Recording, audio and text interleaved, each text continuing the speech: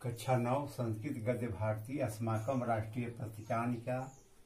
दूसरा है व्याघ्र। पहला था मयूर, दूसरा है व्याघ्र।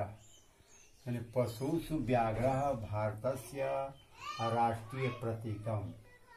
पशुओं में शेर या सिंह भारत का राष्ट्रीय प्रतीक है।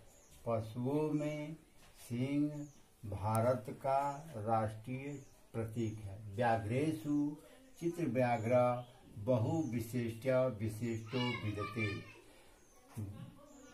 सिंहों में शेर, सिंहों में चित्र व्याघ्र माने शेर बहुत विशेषताओं से युक्त होता है। को न जानति चित्र व्याघ्र उजह व्याघ्र स्योजह पराक्रमं स्फूर्ति च। चित्र शेर ओजस्वी, पराक्रमी और फुर्ती वाला होता है।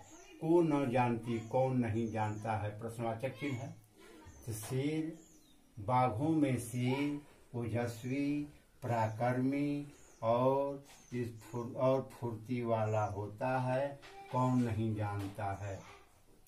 एतत् जातीय व्याघ्र अस्मदेशस्य, इस जाति के शेर या सिंह हमारे देश के वनेषु पल्लवन्ते, वनों में पाए जाते हैं। इस जाति के सिंह हमारे देश के वनों में पाए जाते हैं, पाए जाते। एतेषां शरीरे स्थूल कृष्ण रेखा भवन्ति। एतेषां इसके शरीर पर स्थूल मोटी कृष्ण रेखा काली रेखा भवन्ति होती है। इसके शरीर पर मोटी काली रेखा होती है।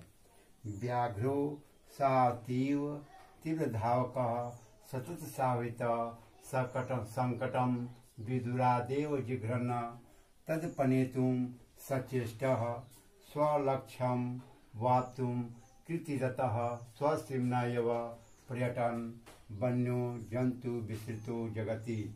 वाक्य लंबा है, इसको बांट करके।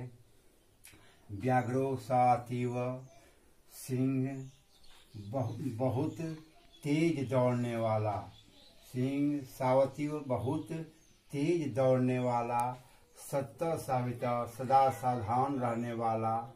अपने संकट को विदुरादेव, अपने संकट को दूर से ही, जिघ्रन्न मतलब सूंघ करके होता है, दूर से ही सूंघ करके या अनुमान लगा करके तदपनेतुम उससे उत्पन्न संकट से सचेष्टम सचेष्ट हो जाता है। व्याघ्र बहुत तेज दौड़ने वाला, सदा सावधान रहने वाला, संकट को दूर से ही अनुमान लगा करके उसे उत्पन्न संकट से सावधान हो जाता है, सचेष्ट सावधान हो जाता है। स्वलक्ष्य वाप्तुं कृतिरतः, अपने लक्ष्य को प्राप्त करने के लिए प्रयत्नशील रहता है। कृतरता प्रयत्नशील रहता है, अपने लक्ष्य को प्राप्त करने के लिए प्रयत्नशील रहता है। इसलिए स्वसीम्नयव, इसलिए अपने सीमा में ही पर्यटन घूमते हुए वन्य जंतु विस्तृतो जगति, इसलिए अपने सीमा में ही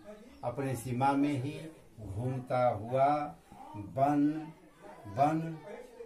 अपने सीमा में ही संसार के विस्तृतो प्रसिद्ध वन जंतु है या जंगली जंतु है। इसलिए अपने सीमा में ही घूमते हुए संसार के प्रसिद्ध जंतु है।